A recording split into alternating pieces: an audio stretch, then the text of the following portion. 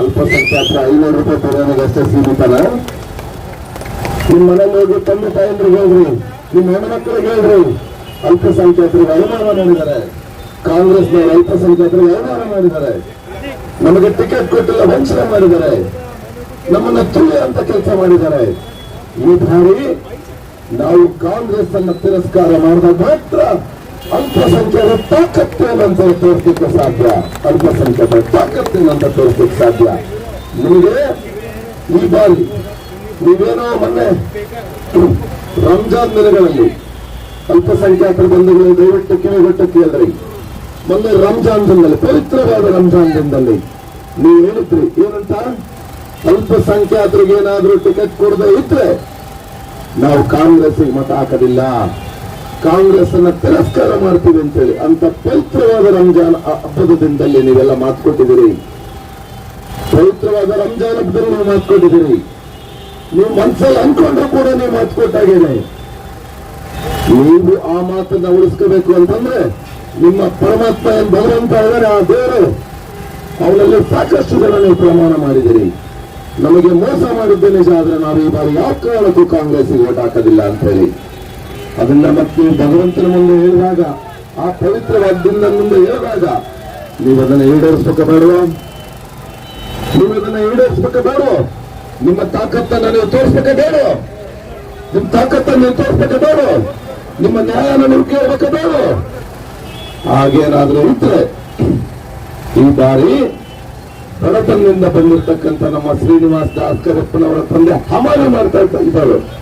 ಈ ಭಾಗದಲ್ಲಿ ಯಾರೇನೋ ಕೋಟ್ಯಾಧೀಶ್ವರ ಸಂಖ್ಯೆ ಹೆಚ್ಚಾಗೇನಿಲ್ಲ. ನೀವೆಲ್ಲ ಸಣ್ಣ ಸಣ್ಣ ವ್ಯಾಪಾರ ಮಾಡ್ಕೊಂಡು, ಕೂಲಿ ಮಾಡ್ಕೊಂಡು ನೀವು ಬದುಕನ್ನು ಕಟ್ಕೊಂಡಿರ್ತಕ್ಕಂಥವ್ರು. ಅಂತ ವ್ಯಕ್ತಿಯನ್ನ ನೋಡಿ ಭಾರತೀಯ ಜನತಾ ಪಕ್ಷ ಇವತ್ತು ಶ್ರೀನಿವಾಸ್ ದಾಸ್ಕರಪ್ಪನವರಿಗೆ ಟಿಕೆಟ್ ಅನ್ನ ಕೊಟ್ಟಿದೆ.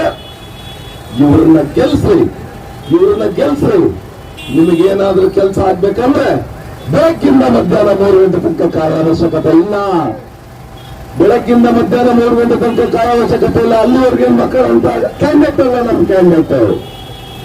ಬೆಳಗ್ಗೆ ಸೂರ್ಯ ಮಟ್ಟಕ್ಕಿಂತ ಮುಂಚೆ ನಿಮ್ಮ ಮನೆ ಬಾಟ್ಲಿ ಬಂದು ಸೇವೆಯನ್ನು ಮಾಡುವಂತ ವ್ಯಕ್ತಿತ್ವ ಇರ್ತಕ್ಕಂಥ ಶ್ರೀನಿವಾಸ್ ದಾಸ್ಕರಪ್ಪನನ್ನ ಈ ಬಾರಿ ತಾವು ಗೆಲ್ಲಿಸಬೇಕು.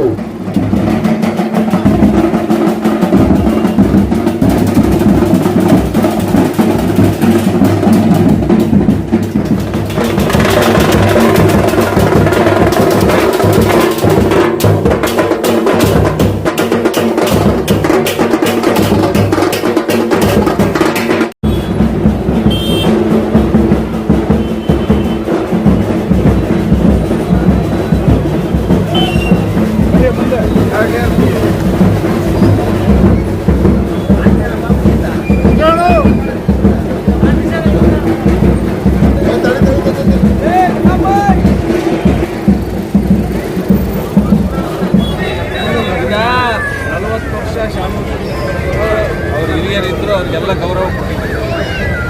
ಅವ್ರ ಮೊಮ್ಮಗನಿಗೂ ಮಾಡ್ಬೇಕಾ, ಅವ್ರ ಮಂತ್ರಿಕ್ಕೆ ದುಡಿಬೇಕಾ? ನಾವು ಓಟ್ ಕೇಳೋದು ನಮ್ಮ ಧರ್ಮ. ಇದು ನಮಗೆ ಕೊಡೋದು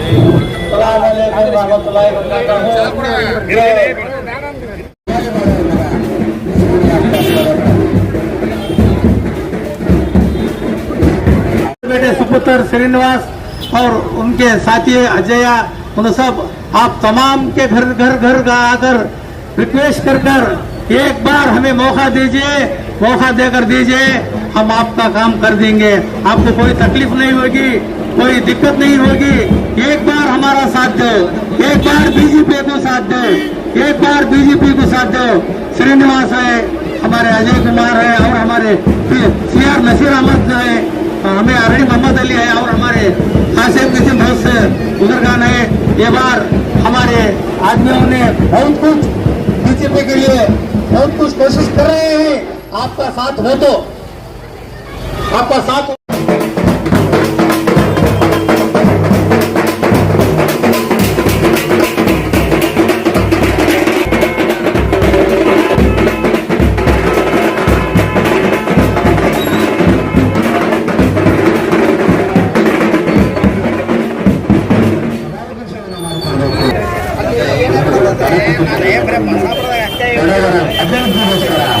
ಅಲ್ಪಸಂಖ್ಯಾತರ ಅಭಿವೃದ್ಧಿಗೋಸ್ಕರ ಕಂಕಣ ತೊಟ್ಟು ಶ್ರೀನಿವಾಸ್ ದಾಸ್ಕರಪ್ಪ ಇವರ ಪುಸ್ತಕದ ಕಥೆಗಳ ಗುರುತಿಗೆ ಇವರೊಂದು ನನ್ನ ಭಾಷಾ ನಗರದ ಮುಸ್ತಫಾ ನಗರದ ಮೆಹಬೂಬ್ ನಗರದ ಒಳ್ಳೆಯ ನನ್ನ ಸಜ್ಜಿನ ನನ್ನ ತಾಯಿಂದಿರಲ್ಲಿ ನನ್ನ ಅಣ್ಣ ತಮ್ಮ ಮಂಡಕ್ಕಿ ಬಟ್ಟಿ ಲೇಔಟ್ ಎಲ್ಲ ನಮ್ಮ ಅಲ್ಪಸಂಖ್ಯಾತ ಬಂಧುಗಳು ವಾಸ ಮಾಡ್ತಕ್ಕಂಥ ಈ ಒಂದು ಮೊಹಲ್ಲಾದಲ್ಲಿ ನಾವೆಲ್ಲರೂ ಸಹಿತ ಇವತ್ತು ಮತಯಾಚನೆ ಮಾಡಬೇಕು ಅಂತಂದೇಳಿ ಬೆಳಗ್ಗೆಯಿಂದ 8 ಗಂಟೆಯಿಂದ ಪ್ರತಿ ಎಲ್ಲ ಕಡೆ ಮತಯಾಚನೆ ಮಾಡ್ತಾ ಇದ್ದೀವಿ. ನಾನು ನಿಮ್ಮಲ್ಲಿ ವಿನಂತಿ ಮಾಡೋದಿಷ್ಟೇ, ಕಳೆದ 30 ವರ್ಷದಿಂದ ಏನು ಇಲ್ಲಿ ಕಾಂಗ್ರೆಸ್ ಪಕ್ಷ ಗೆದ್ಕೊಂತ ಬಂದಿದೆ, ಆ ಕಾಂಗ್ರೆಸ್ ಪಕ್ಷಕ್ಕೆ ನಾನು ನಮ್ಮ ಅಲ್ಪಸಂಖ್ಯಾತರ ಮುಖಾಂತರ ಕೆಲವು ಮಾತುಗಳನ್ನ ಕೇಳಲಿಕ್ಕೆ ಬಯಸ್ತೇನೆ. ಶಾಮನೂರು ಶಿವಶಂಕರಪ್ಪನವರು 30 ವರ್ಷದಿಂದ ನಿಮ್ಮ ಓಟಿನಿಂದ MLA ಆಗಿರೋದು, ಬೇರೆ ಯಾರ ಓಟಿಂದ MLA ಆಗಿಲ್ಲ. ಅದನ್ನು ಸ್ಪಷ್ಟವಾಗಿ ನಮ್ಮ ಅಲ್ಪಸಂಖ್ಯಾತ ಬಂಧುಗಳು ಇದನ್ನ ತಿಳ್ಕೋಬೇಕು ಅಂತಕ್ಕಂಥದ್ದು ಮೊದಲನೇ ಮಾತು ನಂದು. ಎರಡನೇದು, ನಿಮಗೆ ವಿನಂತಿ ಮಾಡೋದು ಏನು ಅಂದ್ರೆ, ಇವತ್ತೇನು ಅವರು MP ಆಗಿದ್ದಾರೆ, MLA ಆಗಿದ್ದಾರೆ, ಮಂತ್ರಿ ಆಗಿದ್ದಾರೆ, ಆ ಎಲ್ಲರೂ ಸಹಿತ ಈಗೇನು ಅವ್ರ ಮನೆ ಬೂತು IMA ಬಿಲ್ಡಿಂಗ್ನಾಗ ಐತಿ. ಆ IMA ಬಿಲ್ಡಿಂಗ್ನಾಗೆ ಯಾವತ್ತು ನೀವು ಲೀಡ್ ಆಗಿದ್ದೀರಿ ಅನ್ನೋದನ್ನ ಕೇಳ್ರಿ ಅವ್ರಿಗೆ. ನಿಮ್ಮ ಓಟು ನೀವೇನ್ ನಿಮ್ಮ ಮನೆ ಓಟ್ ಹಾಕ್ತಾ ಇದ್ದೀರಲ್ಲ, ಅಲ್ಲಿ ನೀವು ಲೀಡ್ ಆಗಿದ್ದೀರಾ, ನಿಮಗೆ ಲೀಡ್ ಸಿಕ್ಕತ್ತ ಅಲ್ಲಿ, ಅದನ್ನ ಅವ್ರಿಗೆ ಮೊದಲೇ ಪ್ರಶ್ನೆ ಮಾಡ್ರಿ. ಯಾವ ಕಾರಣಕ್ಕೂ ಅವ್ರ ಇತಿಹಾಸದಲ್ಲಿ ಇಷ್ಟು ಓಟ್ಗಳನ್ನ ತಗೊಂಡಾರಲ್ಲ, ಹಾಗಾಗಿ ಇಲ್ಲಿವರೆಗೂ ಸಹಿತ ಇವತ್ತೇನಾದ್ರೂ ರಾಜಕೀಯವಾಗಿ ಅವರು ಜೀವನ ನಡೆಸ್ತಾ ಇದ್ದಾರೆ, ರಾಜಕೀಯವಾಗಿ ಇವತ್ತು ಬದುಕಿದ್ದಾರೆ ಅಂದ್ರೆ ಅದು ಅಲ್ಪಸಂಖ್ಯಾತ ಬಂಧುಗಳಿಂದ ಅಂತಂದೇಳಿ ನಾವು ಯಾರು ಸಹಿತ ಮರಿಬಾರ್ದು ಅಂತಕ್ಕಂಥ ಮಾತನ್ನ ಹೇಳಲಿಕ್ಕೆ ಬಯಸ್ತೇನೆ. ಇನ್ನೊಂದು ವಿಚಾರವನ್ನು ನಾನು ಹೇಳಲಿಕ್ಕೆ ಬಯಸ್ತೇನೆ. ಇವತ್ತು ನಾವು ಅವ್ರಿಗೇನ ನಮ್ಮ ಇರ್ತಕ್ಕಂಥ ಆಸ್ತಿಯಲ್ಲಿ ಅರ್ಧ ಭಾಗ ಕೇಳಿಲ್ಲ. ನಮ್ಮ ಅಲ್ಪಸಂಖ್ಯಾತ ಬಂಧುಗಳು ಕೇಳಿದ್ದೇನು ಅಂದ್ರೆ ಒಂದು MLA ಟಿಕೆಟ್.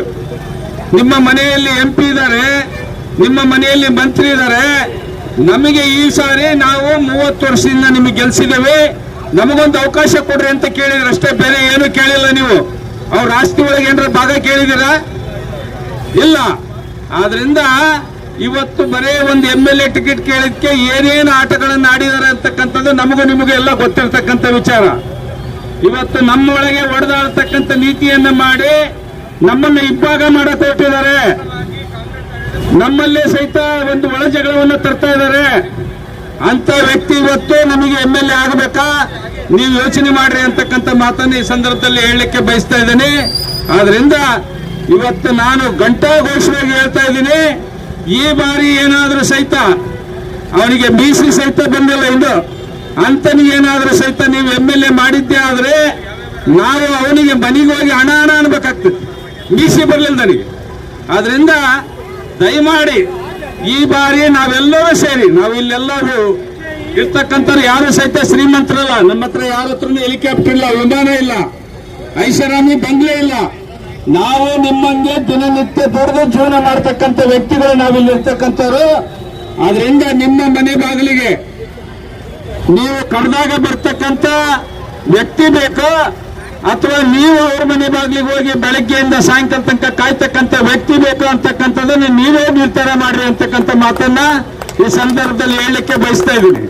ಆದ್ರಿಂದ ಬಂಧುಗಳೇ, ಇವತ್ತು ಬಹಳಷ್ಟು ಜನ ತಿಳ್ಕೊಂಡ್ಬಿಟ್ಟಿದ್ದಾರೆ ದಾವಣಗೆರೆಗೆ ಏನ್ ಬಾಪೂಜಿ ವಿದ್ಯಾಸಂಸ್ಥೆ ಕಟ್ಟಿರೋದು ಅವರು ಅಂತ. ಯಾವ ಕಾರಣಕ್ಕೂ ಅವ್ರದ್ದಲ್ಲದು. ಬಾಪೂಜಿ ವಿದ್ಯಾಸಂಸ್ಥೆ ಹೊಡ್ಕೊಂಡಿರೋದು ಅವ್ರು ಕಟ್ಟಿದ್ದಲ್ಲ. ಇವತ್ತೇನು ಎಲ್ಲ ಅವರು ಬಾಲು ಮತ್ತೊಂದು ಮಗದೊಂದು ಮಾಡಿದ್ದಾರೆ, ಅದೆಲ್ಲ ಬಾಪೂಜಿ ವಿದ್ಯಾಸಂಸ್ಥೆಯಿಂದ ಮಾಡ್ಕೊಂಡಿರೋದು. ಅವರು ಒಬ್ಬರ ಕಿರಾಣಿ ಅಂಗಡಿ ಒಳಗೆ ಗುಮಾಸ್ತಿಗೆ ಇದ್ರು ಅವರು, ಶಾಮನೂರು ಶಿವಶಂಕರಪ್ಪ ಕಿರಾಣಿ ಅಂಗಡಿ ಒಳಗೆ ಗುಮಾಸ್ತರು. ಇವತ್ತು ಸಾವಿರಾರು ಕೋಟಿ ದುಡ್ಡು ಎಲ್ಲಿಂದ ಬರ್ತೈತೆ ಅವರಿಗೆ? ಬಾಪೂಜಿ ವಿದ್ಯಾಸಂಸ್ಥೆ ಕೈ ಸಿಕ್ಕ ಮೇಲೆ ಅವ್ರಿಗೆ ಸಾವಿರಾರು ಕೋಟಿ ಬಂದಿದ್ದು. ಬಹಳಷ್ಟು ಜನ ನಮ್ಮ ಅಲ್ಪಸಂಖ್ಯಾತಿ ಬಂಧುಗಳಿಗೆ ಗೊತ್ತಿಲ್ಲ, ಶಾಮನೂರು ಶಿವಶಂಕರಪ್ಪನೇ ಈ ಸಾವಿರಾರು ಕೋಟಿ ದುಡ್ದಾನೆ, ಅವನೇ ಆಸ್ಪತ್ರೆ ಕಟ್ಟಿಸಿದಾನೆ, ಅವನೇ ಈ ದಾವಣಗೆರೆ ಅಭಿವೃದ್ಧಿ ಮಾಡ್ಯಾನಂತ ತಿಳ್ಕೊಂಡಾರ.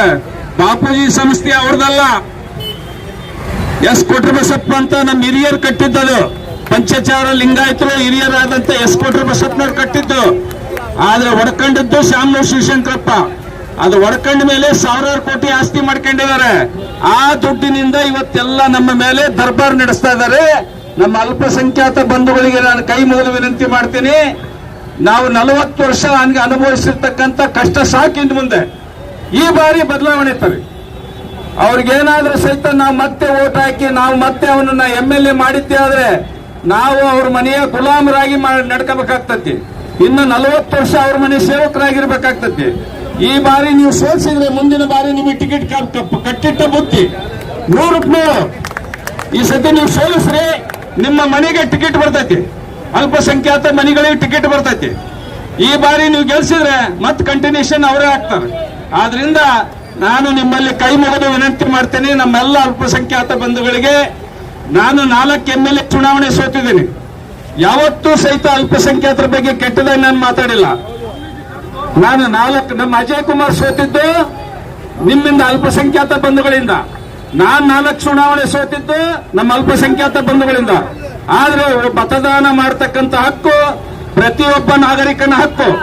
ಅದು ನಿಮಗೆ ಯಾರಿಗೆ ಕೊಡಬೇಕು ಅಂತಂದೇಳಿ ತೀರ್ಮಾನ ಮಾಡಿ ಕೊಟ್ಟಿದ್ದೀರಿ.